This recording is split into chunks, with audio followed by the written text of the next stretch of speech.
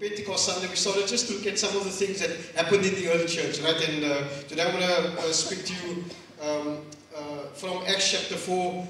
Once again, just reminding us of what happened in the early church. Now, what I want to do with this message today is I want to read a lot of the passages. And I'm not going to spend a lot of time. I'm going to spend a lot of time explaining some of the important things that comes out of these passages. But I'm also going to allow the passage to speak to you just by reading some of it. Okay, I'm going to allow it to speak to you. Paul said to Timothy that he must devote himself to the public reading of Scripture. Just reading the Bible is sometimes very important. You don't have to even preach on some of the texts that you read. It's self-explanatory. So, and I hope that as we read through it, you will get the message just from listening to me as I read it to you. In the Old Testament book of Nehemiah, they are rebuilding the walls of Jerusalem. And Ezra, the scribe or the priest, the high priest, one of the high priests, he finds the book of the law. The nation of Israel, they rejected God. They turned away from the law. He finds it. And so he calls the people together, and the Bible says they read the book of the law. They read it from early morning till midday. The people stood while he read it, and there was some explanation given as they read it, but the people heard the message.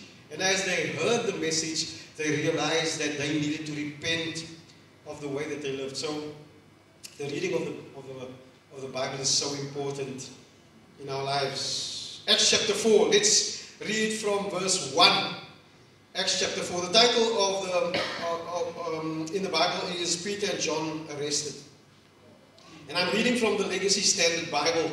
Acts chapter 4 verse 1 says, Now as they were speaking to the people, Peter and John, they were speaking to the people, the priests and the captain of the temple guard and the Sadducees came up to them.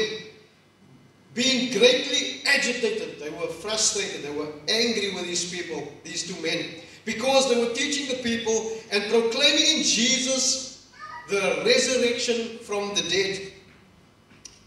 And they laid their hands on them and put them in jail until the next day, for it was already evening. But many of those who had heard the message believed, and the number of the men came to about 5,000. Now it happened on that day, their rulers and elders and scribes were gathered together in Jerusalem. On the next day. And Annas the high priest was there, and Caiaphas, and John, and Alexander, and all who were of high priestly descent.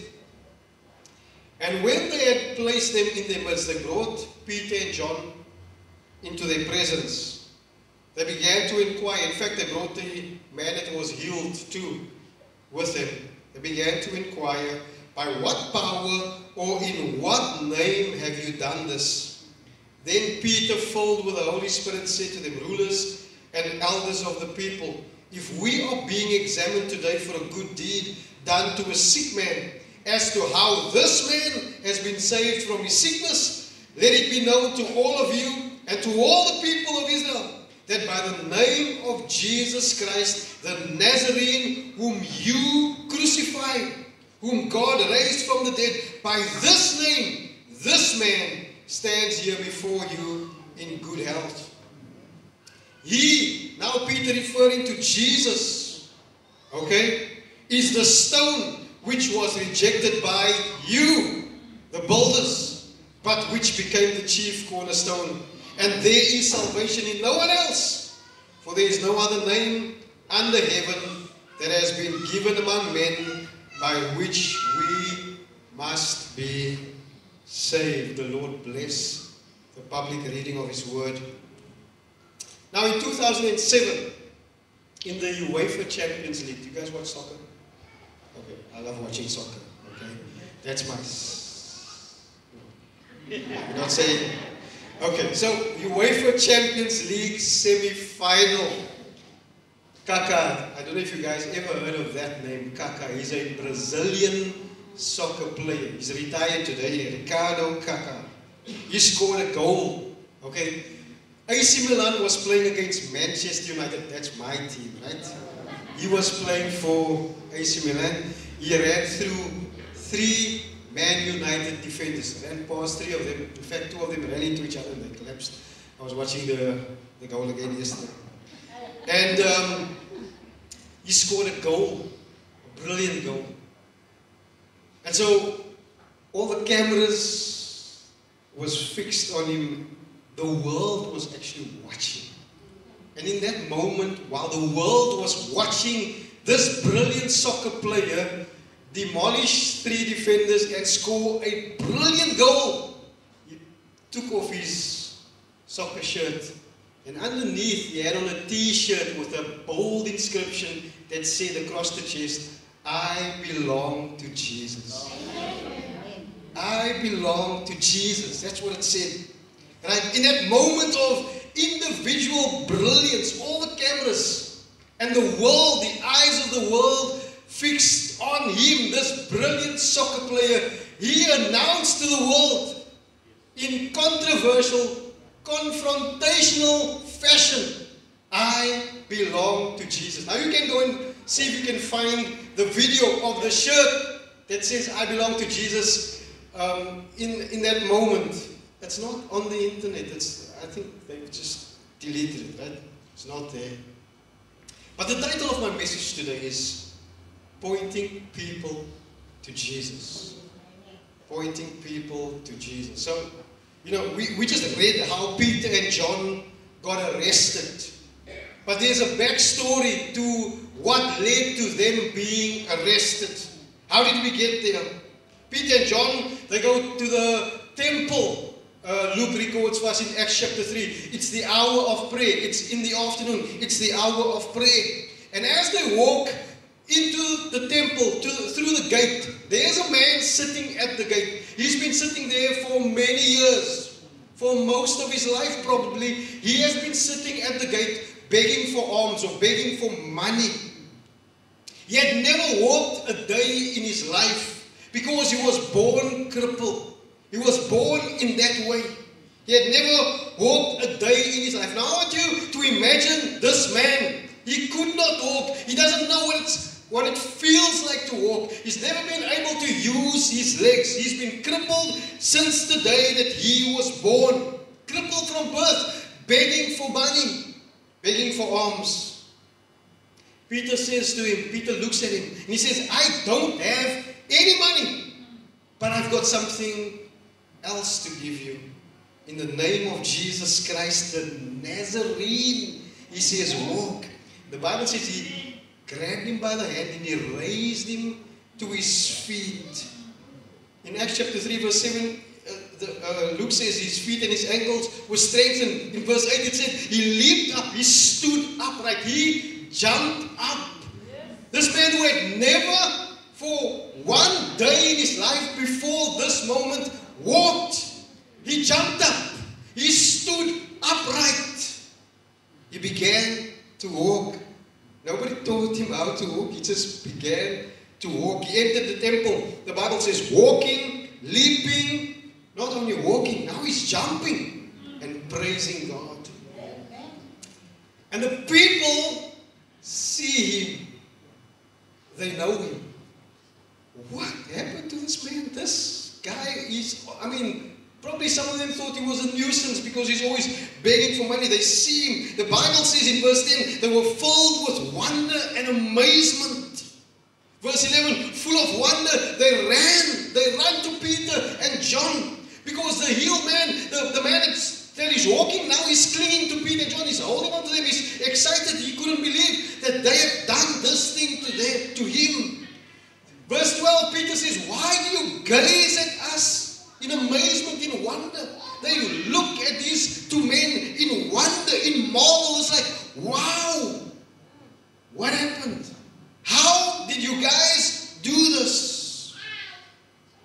How? Peter says to the crowd, it's not by our power or our godliness. We are not super Christians or super spiritual beings. No, it's not by our power or by our godliness. I want you to notice what happens next. With all the eyes of this city fixed on them, or many of the people in this city, in the temple, their eyes fixed on these two men. This amazing miracle. The world is watching. People are watching. The outside world is watching. Peter preaches a very confrontational message. A very confrontational message. In Acts chapter 3, verse 13, Peter says this. He says, the God of Abraham, Isaac, and Jacob, the God of our fathers, has glorified his servant Jesus. And watch what he says next. He says, whom you, he's accusing these people, delivered and denied in the presence of Pilate, when he decided to release him. But you denied the holy and righteous one and asked for a murderer to be granted to you. Verse 14. Verse 15 says, but put to death the author of life. Not only did you deny him, not only did you ask for a murderer to be released to you in his place, you put him to death. You put to death the author of life, whom God raised from the dead. He says, a fact to which we are witnesses. He says, we saw him alive again. You killed him, but God raised him from the dead and we saw him. Verse 16, and on the basis of faith in his name. Now this crippled man didn't have faith in the name of Jesus. I mean, he didn't even probably think about Jesus in that moment. He was just thinking about his need, and in his need, he wanted some money to meet his need. He says, on the basis of faith in his name, it is the name of Jesus which has strengthened this man whom you see and know. You see and you know him. And because of strength, and because of faith in his name, our faith in his name, this man has been strengthened. And the faith which is through him, through Jesus, has given him, this crippled man that is now healed, this perfect health in the presence of you all. When all the world was watching, they point this crowd in controversial, confrontational manner to Jesus. They said, you killed him, you denied him, you accused him, you put him to death. But here he is, showing his power through the healing of this man. The world is watching. Peter and John confronts and points them to Jesus. He continues in verse 17. He says, and now, brothers, I know that you acted in ignorance, just as your rulers did also. But the things which God announced beforehand by the mouth of all the prophets, that is Christ, his anointed one, his Messiah. You see, the Jews believe that there is a Messiah. And today, many of them are still waiting for the Messiah. The problem with them is when they saw Jesus, they couldn't understand that this is the Messiah. How can he be the Messiah? His father is a carpenter, and we know his mother. We know where they come from. They come from Nazareth. Can anything that is good come from Nazareth? They didn't believe that he's the Messiah. But Peter says to these people, he's the Messiah. He's the anointed one. And God, through his prophets, through beforehand, like the prophet Isaiah, who 700 years before Jesus was crucified, prophesied that he would suffer and die on the cross. Or David, who 1,000 years before the crucifixion of Jesus, prophesied that they would nail him to a cross, that his bones would be seen, that his body would be pierced, that they would divide his clothes and gamble for it. They prophesied. And he says, God, before and by the mouth of prophets, all the prophets, all the Old Testament prophets, that is Christ, the anointed one, the Messiah, would suffer. He has thus fulfilled. He accomplished it. This has been fulfilled. Therefore, he says, repent. You see, they were acting in ignorance, but this was God's plan all along. He says, therefore repent and return so that your sins may be wiped away, in order that times of refreshing may come from the presence of the Lord. The world is watching. The world was watching. How has this happened? This is an undeniable miracle. You know why? Because these people knew this man. They knew him. They knew him for many years. They knew that he could not walk. Many of them probably knew his family and knew that he was born crippled. And so this miracle is undeniable. They saw that he could never walk until this day. Now he's walking. Not only walking, he's jumping, he's praising God. You see, there's no crowd that was gathered first for this miracle to take place. There's no miracle ads being run. Listen, bring your sick, bring your lame, and we're going to heal them. None of these things happened. No, bring the sick. It's just these two men, inspired by the Holy Spirit, guided by the Holy Spirit, equipped by the Holy Spirit, led by the Holy Spirit. They are going to the temple to pray. It's the hour of prayer, and there is a man begging. And it's an opportunity for them to do a miracle in the name of Jesus. You know the most amazing thing about this miracle? Instantly. There's no rehabilitation that needs to be done to this man. They raise him to his feet and he begins to walk. Everything working perfectly. This miracle was undeniable. Here's a man that was born cripple, lived as a cripple for many, many years. In fact, you're going to see later how many years this man, how old this man was. And so you'll know how long he was a cripple. He's a well-known beggar, healed instantly. And so a crowd gathers after the miracle. Because now they see this man walking around and they can't understand what's going on. They follow him. They follow him to the apostles. There's a crowd that's gathering. And now the gospel is being preached. The gospel is preached. And it's a confrontational message. And not everyone is excited about this miracle. See, my message only has one point today. And that point is that we point people to Jesus. We point people to Jesus. And if that means we confront people with the truth, that's what we do sometimes. But we never confront because we're trying to win an argument or to make them feel bad. We confront them because we point them to Jesus. We confront them because we lift up the name of Jesus. So how do we get to this point where these two men are arrested?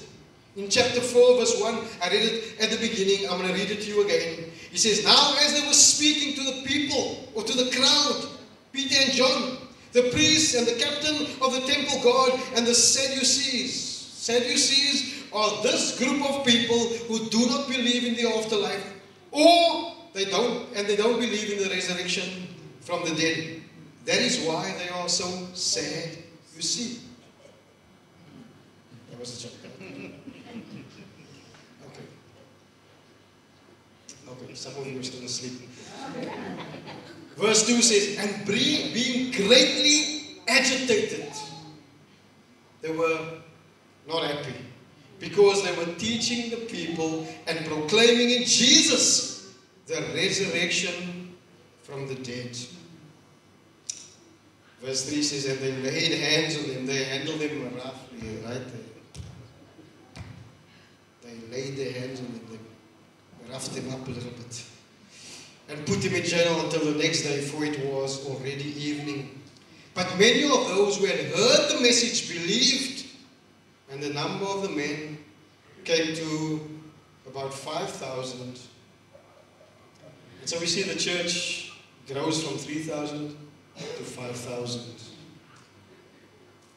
on that day. Here we see two opposite responses or two opposite reactions to the gospel message. You see, the healing was one thing. Everybody was amazed. Nobody could deny it. But then the message was preached, and there's a reaction or there's a response.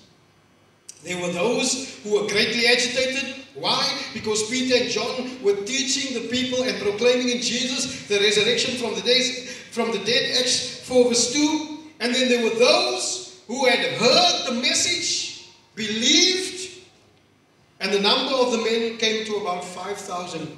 Verse 4. So there were those who they were agitated, they were upset, and those who believed. They heard the same message, they saw the same miracle, they heard the same message, and there are two different reactions.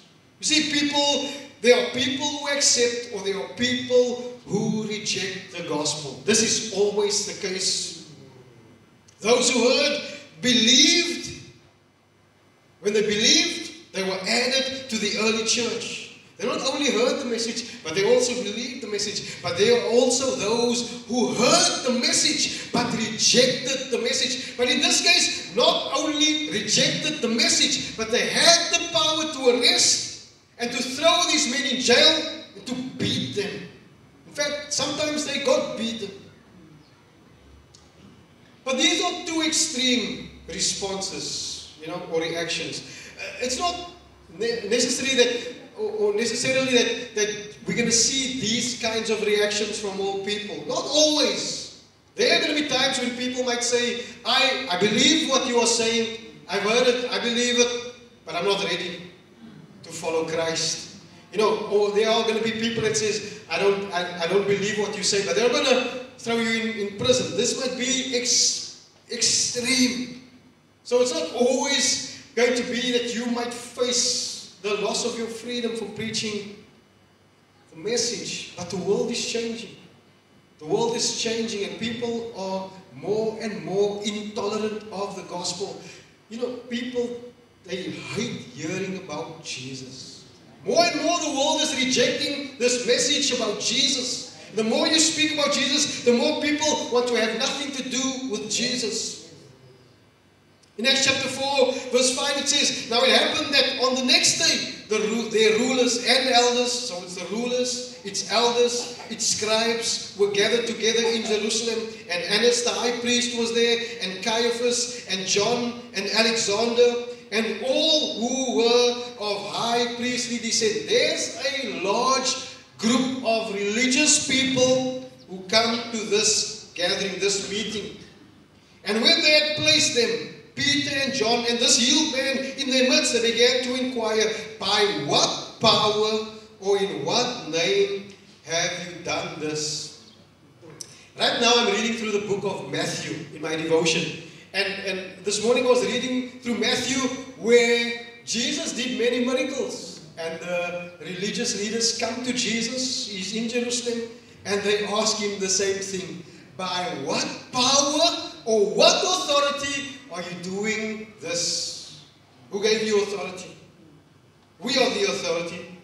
We didn't give you authority, so who gave you authority to do this? They directly threaten these men. What are they going to do? You know what they do? They confront these religious people and they point these authorities to Jesus. They confront them. Verse 8 says, Peter, filled with the Holy Spirit, said to them, rulers and elders of the people, if we are being examined today for a good deed done to a sick man, as to how this man has been saved from his sickness, let it be known to all of you and to all the people of Israel that by the name of Jesus Christ, the Nazarene, whom you crucified, whom God raised from the dead, by this name, this man stands here before you in good health. And then he quotes Psalm 118 that says, he is the stone which was rejected by you, the builders, but which became the chief cornerstone. You see, in Matthew 21, verse 42, Jesus quotes the same psalm. He says, the chief cornerstone, or the stone which was rejected by you, the builders, became the chief cornerstone. That's what Jesus said to these religious leaders who are the builders. Paul says that we who work as leaders in the household of God are the builders. We build.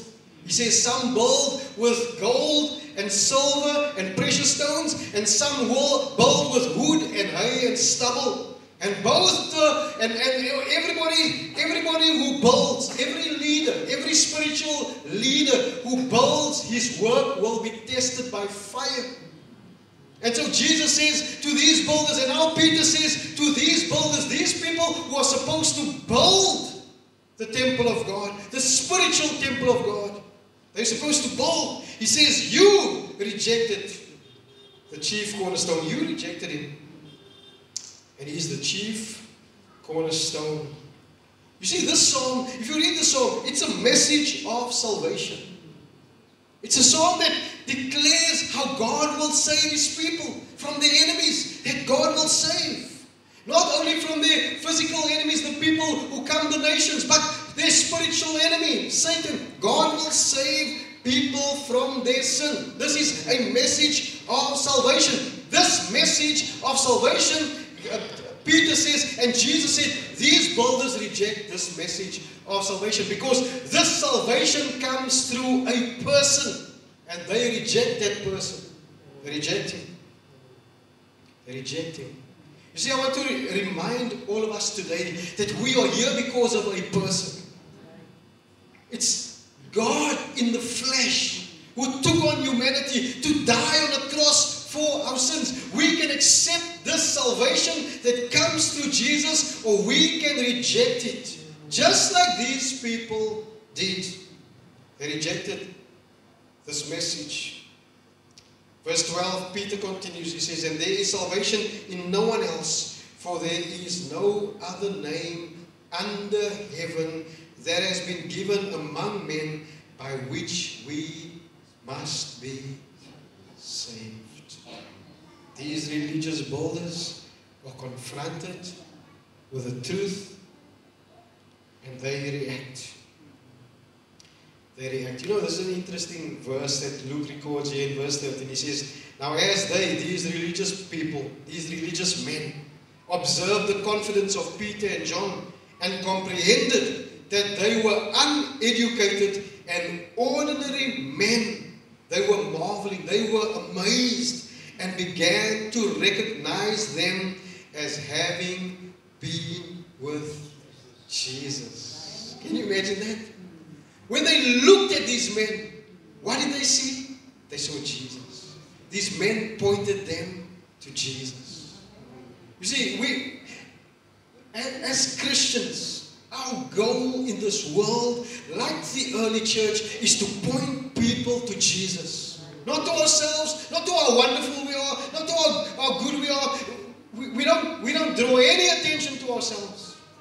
We don't do it when we worship God. We don't do it when we preach. We don't do it when we work, when we're out there in the world, in the marketplace, in our neighborhood. We don't do anything that draws attention to ourselves. Everything we do, we point people to Jesus. This is what these two men did.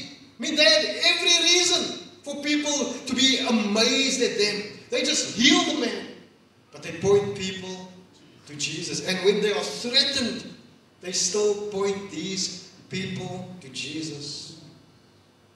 And so the religious leaders, in fact, verse 14, let me read that before I go to their response. Verse 14, and seeing the man who had been healed standing with them, standing with Peter and John, they had nothing to say in reply. They had nothing to say. I mean, they could not deny that this is an undeniable miracle. This man was crippled. He was born a cripple. He was there for many years begging, and now he's alive. Now he's walking around, healed. And so these religious leaders, they said, you guys need to leave our meeting. We want to have our own meeting. We want to confer amongst each other. And so they have their own meeting. Verse 16, these religious leaders in their meeting, this is what they say, saying, what should we do with these men? For the fact that a noteworthy sign, this miracle that proves that they are preaching something that comes from God, has happened through them, is apparent to all who live in Jerusalem. They say everybody in Jerusalem knows this man. And so all of Jerusalem knows that this miracle took place.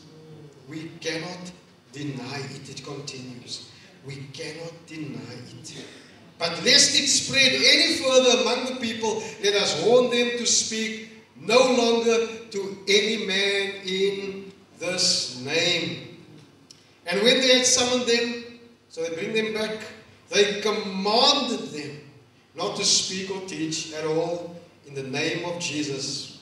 Verse 19, but Peter and John answered and said to them, whether it is right in the sight of God to hear you rather than God, you be the judge. Should we listen to you? Should we listen to God? You decide. For we cannot stop speaking about what we have seen and heard. They were eyewitnesses to the ministry of Jesus. Eyewitnesses. See, these religious leaders, they observed that they had been with Jesus. These men were eyewitnesses of Jesus. They were with him. They spoke with him. They lived with him. They moved with him for 3 years. They saw him crucified. They saw him die on the cross. They saw him alive again 3 days later. And so these religious leaders, they observed that these men had been with Jesus. They saw him before he died. They saw him after he died. They are willing to be arrested. They are willing to be beaten. They are willing to be persecuted. They believe what they saw. They had seen. And they themselves says, we cannot stop speaking about what we have seen and heard. And these same eyewitnesses, they present this same message to you and to me today. These events are presented to us today. You cannot deny it. You see, because these events are confirmed by eyewitnesses. So you can't deny it. You don't have any evidence to prove them wrong. There's no evidence that you can provide these men to say, you are lying, you are wrong. They saw it, not only one. Paul says up to 500 people saw the resurrected Christ, Jesus, alive after he died. There's no way that you can say, I've got evidence that proves you wrong. In fact, no historian, no credible historian, whether he's a Christian or not, can deny that Jesus died on the cross. Some of them say they don't believe he rose from the dead, but all of them can attest to the fact that there are enough eyewitness testimony that this man Jesus was put to death on a cross. So you cannot deny it, but you can reject it. You can't deny it, but you can reject it. You see, the apostles saw, and what they saw, they believed. And as a result of what they believed, the Holy Spirit empowered them, and now they are able to move in miraculous power. In fact, Luke says many signs and wonders were done at the hands of the apostles at that time. And so there's a crowd who heard, they saw the miracle, but now they heard the message. And after hearing the message, they believed, and they were added to the early church. You also heard the message. Question that you have to ask yourself today is, do you believe? You heard it. You cannot deny it. You cannot argue this away. There's overwhelming historical evidence that there was a man named Jesus. In fact, if you want to check the calendar. We have BC, before Christ, all the years. BC speaks of before Christ. And then we have AD, the year of our Lord. The calendar testifies to the fact that there was a man named Jesus who walked the earth. He was not just a man, he was fully man and he was fully God. He came into this world. Do you believe? These religious leaders, these religious builders saw the miracle was true, and still they rejected the message. Verse 21 says, and when they had threatened them further, they let them go, finding no basis on which to punish them on account of the people. because they were all glorifying God for what had happened. For the man was more than 40 years old on whom the sign of healing had occurred. He was more than 40 years old. Imagine that. This man, for such a long time, and in an instant, he could walk, he could jump, he could praise God. You see, people either believe or they reject. There's always a response from people. Some believe and some will reject the gospel. Doesn't matter what God does. That's why Jesus said that people who are unbelievers, they look for a sign. Right? When the world is watching, they are confronted with the truth. We confront them with the truth.